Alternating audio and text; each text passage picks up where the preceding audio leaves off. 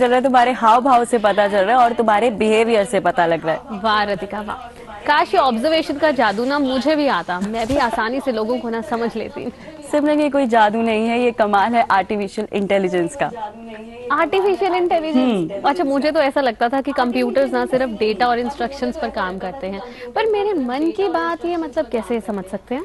देखो, ये ना एक नया कंसेप्ट है जिसका नाम है ब्रेन बिहेवियर एआई, जिसमें हम कंप्यूटिंग के द्वारा मनुष्य के ब्रेन और बिहेवियर पर कई सारे एक्सपेरिमेंट्स कर सकते हैं। हाँ रतिका, सुनने में तो ना बहुत इंटरेस्टिंग लग रहा है। तो चलिए ब्रेन बिहेवियरल कंप्यूटिंग के बारे में और विस्तार से जानकारी प्राप्त करते हैं। चर्चा में हमारी मेहमान हमारे साथ बनी हुई हैं, उनसे आपका परिचय कराते हैं। Doctor Priyanka Jain, associate director at CDAC. नमस्कार मैम, बहुत बहुत स्वागत है आपका डीडी मॉर्निंग शो में। नमस्कार मैम, आपका बहुत बहुत स्वागत है। तो आज टॉपिक है ब्रेन बिहेवियर कंप्यूटिंग। तो सबसे पहले तो हम इसी टॉपिक को समझना चाहेंगे कि ये है क्या और ये इतना इम्पोर्टेंट क्यों है।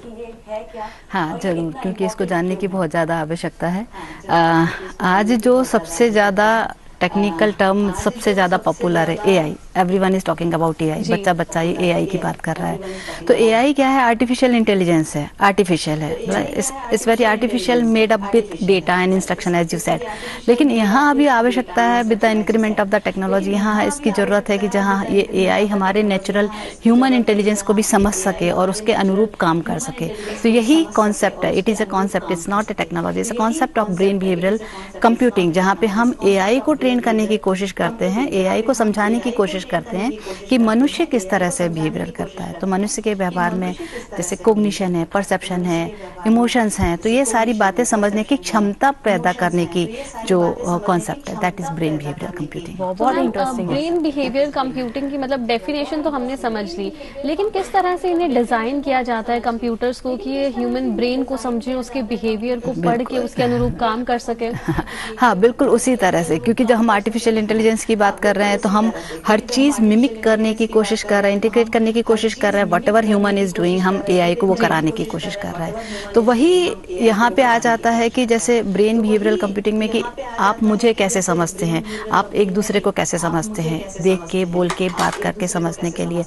तो जैसे कि एक सामने कोई पर्सन आता है तो वो किस तरह से उसका एक्सप्रेशन दिखाई दे रहा है, उसका बॉडी लैंग्वेज दिखाई दे रहा है, वो किस तरह से चल रहा है, उसके हैंड जेस्चर्स क्या है। This is one of the way of understanding human behaviour.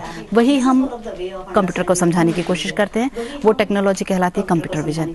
अब जो भाषा मैं बोल रही हूँ, बात कर रही हूँ, मेरी भाषा के शब्द क्या हैं, उसके पीछे भावना क्या है, उसके कनोटेशंस क्या है, पिच क्या है, रिदम क्या है और उसके पीछे साइकोलॉजी क्या है।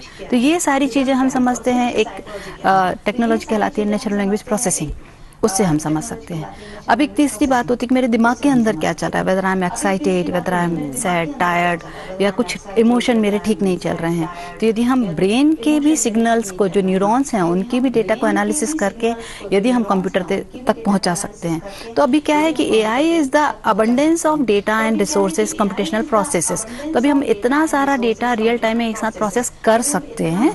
तो ये जो हम ह्यूमन के एनएलपी है, कंप्यूटर विजन है, सिग्नल प्रोसेसिंग है, या जो इस तरह की सारी टेक्नोलॉजी को एक साथ प्रोसेस करके आउटपुट देने की रियल टाइम में क्षमता रख पाते हैं, इसलिए हम ब्रेन बिहेवियरल कंप्यूटिंग को इन सब चीज़ों के माध्यम से सिखाने की कोशिश करते हैं। छोटी छोटी टेक्नोलॉजी के साथ एआई को बनाने की कोशिश करते हैं। बिल्कुल, बस सुनने में तो बहुत एक्साइटिंग सा लग रहा है ये।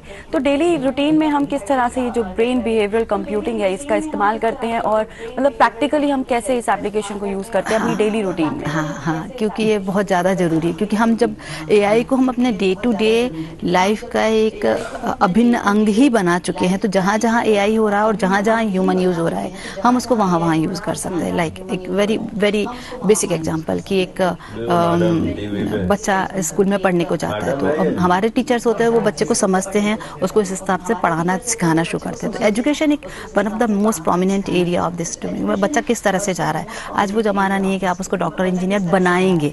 बच्चा क्या बनना चाह रहा है, कैसे बनना चाह रहा है, उसका क्या पर्सनैलिटी होने वाला है, वहाँ हमें समझने की जरूरत है। मेडिकल और हेल्थ केयर डोमेन तो है ही, क्योंकि आप जैसे भी किसी भी डॉक्टर के केबिन में वॉक इन करते हैं तो वो एक पहले ही समझ जाते हैं कि इसको कितना, क्योंकि ये एक्सपीरियंस है, ये एक्सपीरियंस हम एआई को सिखाना चाह रहे हैं। फिर उसके अलावा थोड़ा सा और एडवांस हम जाते हैं कि एक मार्केटिंग और बिजनेस ट्रेंड आजकल बहुत सारे हो गए, तो मैं यदि ऑनलाइन ब्राउज कर रही हूँ कोई डेटा, तो मैं किस तरह का डेटा मैं देख रही हूँ, क्या मेरा टेंडेंसी है, किस तरह से मैं समझ रही हूँ। और आगे जाते हैं सोशल मीडिया एनालिटिक्स, जैसे होता है कि सेंटिमेंट एनालिटिक्स, एक आजकल कुछ ट्रेंड चल रहा है, तो how people are reacting to that particular trend. तो जहाँ जहाँ हम बिहेवियरल अपना पर्सनल एस्पेक्ट में यूज कर रहे हैं, वहाँ वहाँ एआई यूज कर सकते हैं। One of the most important aspect of this thing is in security and forensic domain, क्योंकि वो एक डोमेन है जहाँ पे आपके जो इंटेलिजेंस पर्सन्स होते हैं वो जैसे समझते हैं कि किस तरह से पर्सन का बिहेवियरल हो सकता है, या past last year of experience से आज वो कैसे रिएक्ट करने वाला है। क्रिमिनोलॉजी में इस तरह के ये हो सकते हैं।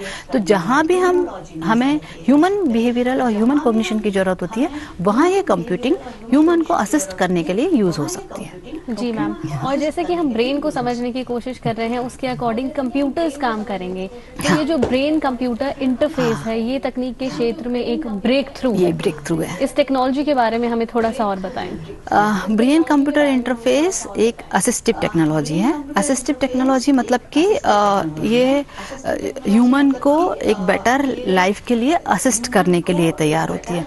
तो एक एग्जांपल लेते हैं कि कोई छोटा बच्चा है या कोई बच्चे हैं, the children with special need, जो कि उनका आईक्यू लेवल बहुत अच्छा है, लेकिन sometimes they are not able to reciprocate their emotions, या हम उनको समझ नहीं पाते।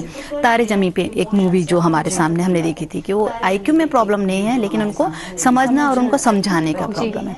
दूसरा एक बहुत सारे ऐसे डिसऑर्डर्स होते हैं, न्यूरोलॉजिकल डिसऑर्डर्स भी होते हैं, या स्ट्रोक पर्सन है जो